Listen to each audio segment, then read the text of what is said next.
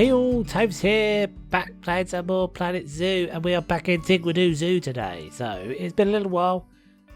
I've been kind of beavering behind the scenes, getting some things done. It's a little bit kind of slow progress. I haven't got as much time at the moment to play, but yeah, stuff is moving along, and I'm hoping you kind of are okay with the wait between these episodes. It's quite a long wait, but hopefully you'll enjoy this one. So this is coming on from the back of the otter habitat that we built at the start of the Wetlands DLC. So this is going to be the platypus. Platypus is native to Australia. I think they're only in Australia. Pretty sure they're only in Australia. Yeah, they must be. And so yeah, this is one of those little... This has ended up kind of being the otter and platypus house. But as you see when we do the tour, and you'll probably see some of this as we do longer into the speed build, there is a, yeah, kind of like a little trick that I've done to make some more exhibit boxes, but that aren't really exhibit boxes. That'll make sense as we go through. So yeah, the actual house for the platypuses themselves. So platypuses are quite shy animal. They tend to kind of... can exist in quite different climates actually in Australia from what I've seen from the research. So they could be kind of tropical. I've actually seen them myself, very lucky enough to see them in Tasmania in the wild. That was pretty amazing, and that was quite a sort of quite wet, kind of cold area. But then they can be, I think they can be found up in the kind of tropics, like in Darwin and the Northern Territory. So we are trying to kind of fit them into our Canadian zoo. So what I've done is a lot of their habitat is kind of a mix between internal spaces that will be, considering the fact that the animal is quite shy and somewhat reclusive, and often when you see them in zoos, I think there's only a few places. I feel like the San Diego Zoo's got them, but I think they're one of those animals that don't exist much out of their native country. So I believe I've seen them in the Sydney Zoo, but yeah, I think San Diego's got one of them as well, something like that. If you know that, guys, let me know in the comments, because I'm pretty sure I'm right in saying a bit like, I don't think they're quite as kind of exclusive as pandas, but they're quite a kind of sought after animal. So yeah, Australia doesn't tend to ship them out. So yeah, this is going to have.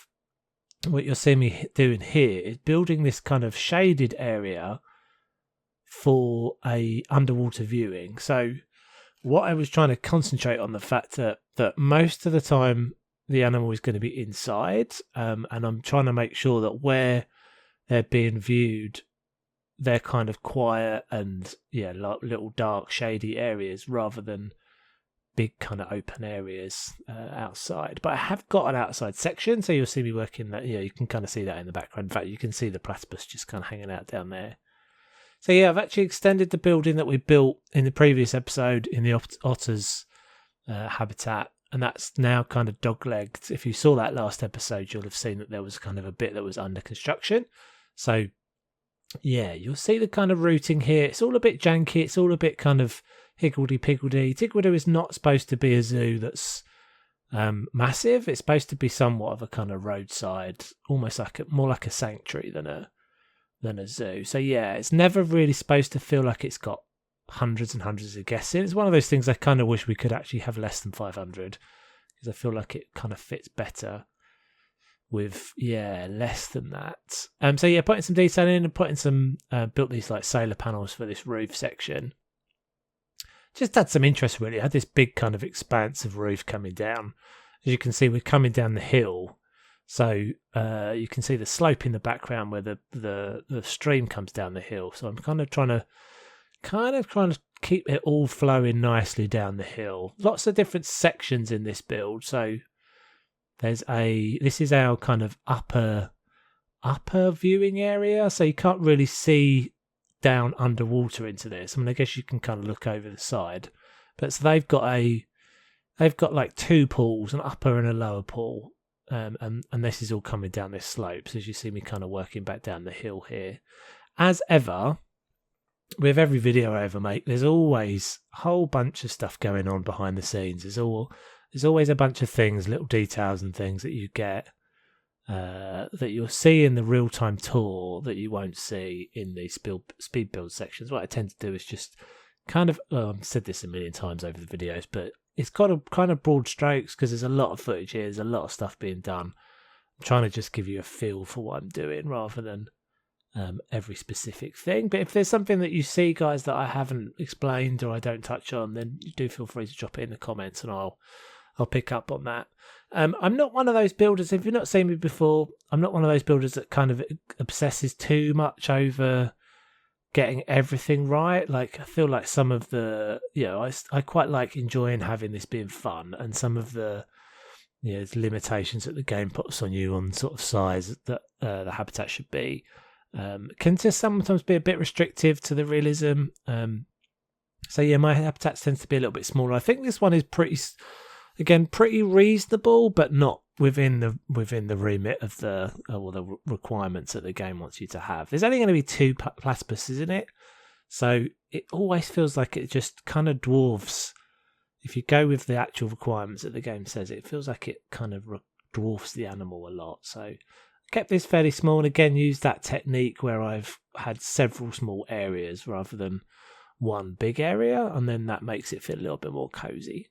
So yeah, adding some details in. This is supposed to just feel a little bit like we're coming down the hill with some slightly more, little bit kind of wetter foliage, and things like the palms there, or the ferns there. Sorry, just to give that kind of slightly more, kind of wetlandy kind of feel to it. So I'm doing this technique. This has been done by a bunch of people before. So it's like using the faux tree roots and the faux rock pieces just to create this kind of underwater rock background or sort of mud background. I ended up kind of using this.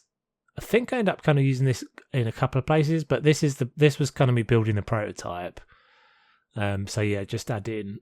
Largely, this is one of those things that's largely about kind of knowing when to stop, and I feel like I didn't really know when to stop when I did this, so I did a few of them and then ended up actually using ones that were probably much more simplified, but I may well use those again at some point. They end up looking a little bit too tropical, not something that I'm great at doing, but I think they came out okay. So then this is the inside viewing section. So yeah, so the platypuses themselves, quite again, got somewhat of a. I think they're in the genus Monotreme or something like that. They're a kind of a weird animal. They're one super kind of unusual. They have they're a burrow breeding creature, so they'll go down into that burrow, and they lay eggs, and they're a mammal that lays eggs, which is kind of weird enough. So what I wanted to create was this kind of dark little. So this is inside the building. Again, you'll see all this in context more when we get there. But this is inside the building, in a kind of like a windowless section. So it's supposed to be. This is all quite dark for the guests, and it's supposed to feel like you're kind of coming down into.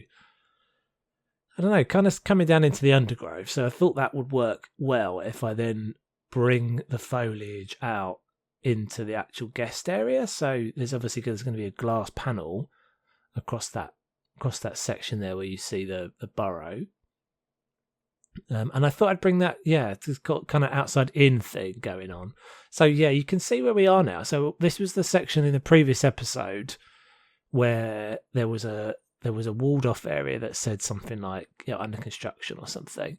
So, and this is the first point you see these. So I will explain these more as we go through, but I wanted this all to have exhibit boxes in it. So I wanted there to be snails and frogs and all sorts of stuff, but I didn't want to use a massive, great big exhibit box. So this is something that I think a bunch of people have said, and there's a real hope that at some point in the future, we'll get an update to the exhibit boxes, just to mean that they're a bit smaller and things. So what I actually did is they're actually screens. So what I did is record. I did some screen capture of a bunch of different exhibit boxes, and then I shrunk them down and have used them on screens. So they don't 100% work, but they're like a little loop. I mean, the actual exhibit boxes themselves, the animals inside them, don't move around very much anyway. So, and they're actually on an animation loop themselves. So, yeah, you don't get a huge amount of variety. So I thought that would work pretty well, and it actually comes out really well. I'm really happy with the way it ends up. And it just means I was able to get sort of 6 or 7 exhibit boxes into this space, or sort of, implied exhibit boxes into this space. Now, hopefully, as I said, at some point Frontier will make some changes to mean that we can actually have kind of smaller boxes and things. Mostly, I think I've said, in fact, I may have even said this in a previous episode, mostly my beef with them is just that the vertical space is so big. So if you've got a tiny little frog or something, or a snail or a millipede, you don't need a 4-foot high box for it. Maybe you could have a 4-foot wide space, but a 4-foot high space is just a bit strange because they never use that verticality. So yeah, so I'm adding all these faux walls in. You can see in a bunch of those at the time when I'm building here, I'm using the same bit of footage, and I do end up switching that out so that they look like they're different boxes. And it's pretty subtle. I mean, the animations themselves, what you get having going on inside the boxes is pretty subtle. So you can just kind of on the right-hand side of the iguana one, see the iguana slightly moving, and you can see some of the mist sprays and stuff like that. If you look too closely at it, it kind of falls down a little bit. But yeah, I think it turned out pretty well. And as I said, it was something that I wanted to do to create this little cozy space. As I said, that's the only bit of light. That's the only natural light, is the light coming through that door there. So I wanted it to feel kind of cozy and just varied and things. So now we're in the actual habitat for the platypuses. And this was... So we've got a few things going on here. We've got the actual guest viewing area, and then we've got the keeper gate. You can see just behind that faux wall there. On the back wall is, so that's the actual entrance into the habitat. So there's a bunch of kind of implied access areas, again, because we can only get the keepers into one area of the habitat. We've just kind of got an implied system of the keepers being able to move around. So the keepers can get into this section, and then you'll see me later on build a door, into the inner areas. So this is just supposed to be like a little kind of muddy beach area. This is the upper viewing section. I think this one turns out pretty well. All of these things kind of got built up over time and layered. And what you're seeing as usual in these speed builds is very much just kind of a condensed first. It looks like I've done that in the first hit, and that was my first version. I actually had about 5 or 6 different times I built this, and then just kind of went, I don't like it, changed it out, and it ended up actually being pretty simple. So I suppose it's just kind of like a little rocky area, and then like a muddy bank where the animals can move up and down. And I wanted the platypuses to be able to get out of the water easily. I wanted them to be able to move around. So here's that door that I talked about, the implied door. That means that the keepers can go into that inner section, which we'll see again in a second. And there's bits of this habitat that are guest facing, and then there are bits of it that are closed off to the public. So we're now on the inside of that door.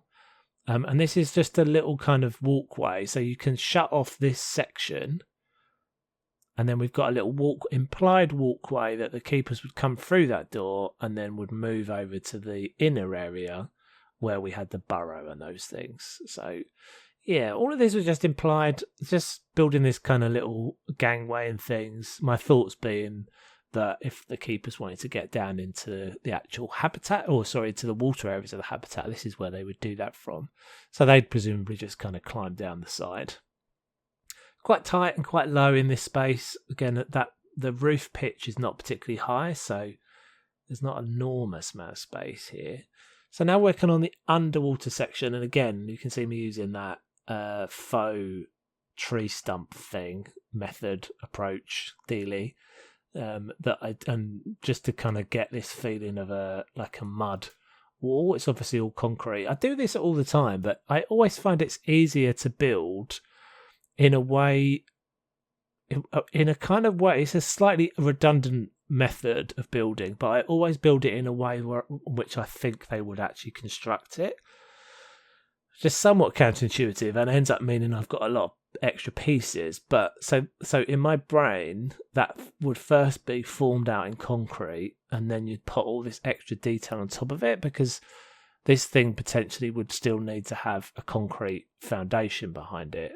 So sometimes I just find it easier to establish the shape using concrete or plaster pieces, for example. I think this is actually the limestone piece, and then go through and add the detail on top of it. That just means you're not kind of working from a raggedy piece of terrain or something. It just gives me something a bit cleaner to work off. And again, I think it's kind of realistic to do that, because that's how it would actually be built. So then I decided, because of the seasons, because of the fact that Tiguidou is set in a taiga region in Canada, that we would need, obviously, times of the year where the platypus would be all right to come out to these outer pools, but times when they would need to be shut into the inner sections. So this is just a little implied like roller gate that you would shut down, that the keepers would shut down when the weather's too cold or something, and that the platypuses would be closed in that inner area.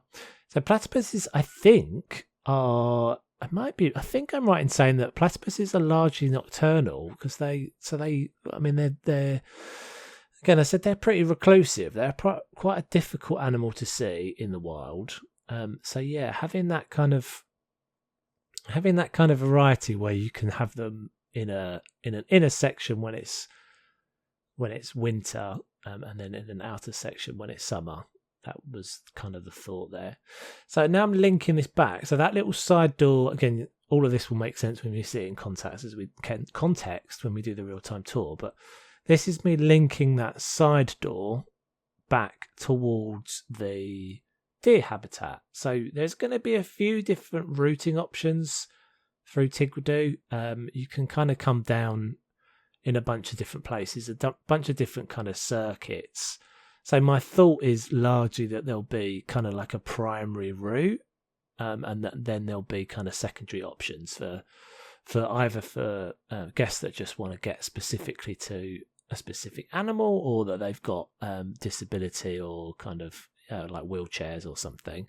So there's a couple of different options, and you'll see some places where it's all just kind of walking routes, and then there's other spots where it's only accessible by steps, that sort of stuff. So this little middle bridge is supposed to, when it's very small, it's supposed to be quite cute. It's not supposed to be something that's a main flow for all the guests. If you wanted to go and see the platypuses indoors, this is your kind of natural route to continue along through the park. So yeah, it's sort of simple little bridge. Played around this for a while. Kind of wanted it to look like a little cozy, like country thing. Maybe it's been there for a while, and actually maybe it's sort of older than the stone ones that we've got along the rest of the stream. So yeah, I did this little sort of curved shape to it. Again, it's always a bit of a problem with the bridges in Planet Zoo. Obviously the fact that you've got to have a path inside it, so you're always kind of battling with that big clunky path that sits underneath. So largely what I just thought I would do is just create this facade to sit over the top. Gave it some decoration, added some bits and pieces into that, and then decided it needed something just to kind of bring it together, and that this piece would work quite well just as a kind of end piece, just to give it something a bit more ornate. Again, it's a bit of a contrast to the other bridges that I've got on the stream, but as I said, I just felt like something a bit more pretty. The stream itself is continuing all the way down the hill, so yeah, there's going to be, I think there's a few more bridges. In fact, actually maybe only one more bridge to tackle at this point, we shall see. And it's all going to come down to the basin of the zoo, or basin of the kind of old quarry that we're working in. Yeah, a little bit of a jump forward there. So I've added this little, you can see this kind of little cage there. I was filling in some spaces, so added this nice little seating area, a little aviary section, and then this nice little kind of patio, just a bit of variety and a bit of interest. It's all a little bit out of context at the moment, but once you see me walking around, you'll kind of get the gist of how this all links together. And then we're back down the bottom. So this is we're actually getting fairly close to Seal Beach, which is obviously the original thing that I built back in the day that started the whole Tiguidou project off. So this is a little. Some of this ended up being implied. I'm hoping at some point I can end up getting a real animal in there. But yeah, building this little kind of filler aviary. So I've decided in a few places where there's little gaps to put these little aviary boxes in, just to kind of, not necessarily for major kind of attractions, but somewhat of a filler. So you can see there's some birds in there. There's some a trick that I stole off of Lida in the zoo project that he did with Zoofluencer. That was like a little petting zoo kind of thing, and they just used, super smart, but they just used the chicks. So that's actually a peafowl chick in there, and then I think one of the others is the cranes. And they just kind of ended up feeling like they're perfect for little kind of aviary boxes and little cozy things. So as I said, yeah, this is largely just a space filler, but comes out all right. And then you can see the underwater section. So do stick around, guys, because we're coming up to the end of the speed build, and we'll be going into the real-time tour. And as ever, there's a whole bunch of things that I don't ever remember to put in the speed build edit that and you'll kind of see it all come together. So I will leave you for like the last 30 seconds or something, and then I'll bring you back for the real-time tour.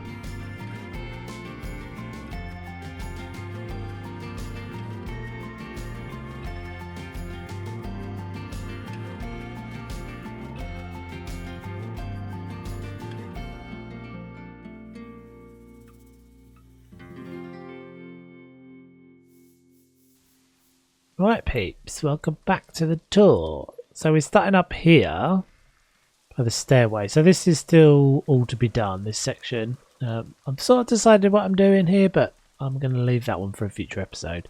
So we're going to make our way down the path. Past the prairie dogs again. Past the Japanese macaques. Past the Arctic foxes. Past the tundra bit. Yeah, so I just wanted to kind of show this in context. So obviously you see the monkeys running over the top. And then we get the first glimpse of the kind of platypus habitat in the background. So I think what we'll do is we'll go down the stair. Or actually, we'll go through the building first. Let's have a look at this. So yeah, there's a new sign. Scattered these around in a few places, these education boards. And then you get a look at this is your kind of over the top view, and we can go down that way. In fact, let's go down that way first, and then we'll go down that way first and then come back up again. So yeah, showing about the kind of cloudy glass, but hey ho. So if they were swimming around in there, you'd get a good glimpse of them. So yeah, they like to use that new pool, and that's the section. Not quite sure why that bit's way clearer. Why this bit of glass might just be the way the light's hitting it. But yeah, so the platypuses come down this section, swim around in that bottom pool quite a bit. We'll go down this way. So this is heading down, as you know, as we can see, we're down the side of the macaque habitat now. So this is the inside section of the macaques. And this new set of stairway is has been added. And that's Seal Beach over in the distance. As I said, we're not kind of getting too far before we're starting to link these things together. So yeah, we've got this little stairway that comes down here. Quite a nice and cosy.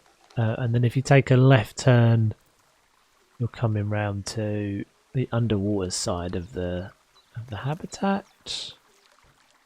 I don't tend to spend a load of time here, although I did put a deep water feeder in there, as you can probably see, slightly rotten food. So yeah, they don't come down here very often. This is always one of those things as well, is that when you're supposed to only have 2 animals in a habitat, they don't kind of tend to use it as much as you kind of want to see them everywhere. But as I said, it's quite a big area. So yeah, then we've got this like kind of cozy kind of enclosed. This all slightly sunken down. And as you can see, this is the river there coming along down the side of us. And then this is somewhat implied, but somewhat actually kind of working. So I built this whole thing, and when I first built this, I could get the birds in both sides of this little aviary, and then for some reason I did something right at the last minute, and I now can't get them in the other side. So we've got some chicks just hanging out, and they've got little implied kind of doors and things that you can slide those back. So yeah, that's just to give it another bit of another little point of interest as you come round. And we've got another bridge, and there you can see the river. So we'll do a zoom back up the stairs. This isn't going to stay. This is all going to be, as I said, new plans for the future. And then that door will be opened up as well. So let's zoom our way up here. And I'll show you the inside of the space. Hopefully I won't end up on the roof. But yeah, I'm really liking this one now. Oh, I've got this other little aviary up here. So this is actually another little aviary. And then this is the actual habitat entrance. Oh, this is an implied entrance. So there's a second entrance that goes in from the building into that side there. So yeah, these little guys have just got a little box there. Just supposed to just be a little visual. I think it looks quite cute actually. Oh, we've got a dude up the top. Hello. Hello. Coming down. Thank you. I did this sign in as well. So yeah, this sign is new. Life on the river. Yeah, I wanted a way of just sort of tying them all together. So we've got our otters. None of them are hanging out in there. Where are they? They're probably on the other side. And yeah, so I'm really happy with this now. I think this has turned out so cozy. Can't remember what I've added since the last episode. I think this sign as well is new. Maybe the radiators weren't in here as well. I can't remember. You'll have to let me know in the comments. And then yeah, so these are my little. This is my kind of little exhibit box bit that leads you through to the indoor platypus section. So as you see, it's a pretty subtle. The animations are pretty subtle. So it is on a loop. That's the snails, I think, and then we've got some frogs in there. It's a shame because the exhibit boxes are really cool, as I said, but they're just a little bit too big. So you do have to kind of have to want it. That you can see that that lizard is breathing. That iguanodon is breathing. And then yeah, so a little bit of kind of further education areas. It's all quite low, but I wanted it to feel quite small, quite cosy. So the platypuses are nowhere to be seen. I wonder where they actually are. Maybe they're hanging out in their burrow. Oh, we've got a monkey highlighted for some reason. So yeah, you've got the option here to go out this side door. So the side door will bring you back round towards the deers via this new little bridge. And if you can imagine, this will be a nice little view spot. I haven't worked out. Everything fairly organically grows in Tiguidou. I don't spend an enormous amount of time working it out, so kind of just see what happens. Let's zoom round again. We'll just come round from the top. I think it's looking really pretty. It's definitely starting to come together. We can head up over there. So that's past the deer paddock. Deer's all kind of still doing their thing. That lady daring. Bit more river. So yeah, I think that's definitely all coming together. You have to let me know what you think, guys. Let me know what you think the next animal should be as well. I can't promise, but yeah, do feel free to make suggestions. I'm so enjoying this. As I said, apologies it's taken me a little while to get videos out and things, but I hope you are okay with the wait. So yeah, don't forget to like and subscribe if you haven't already. very much appreciate it, and I shall catch you on the next one. Take it easy. My name's James. Catch you on the next one.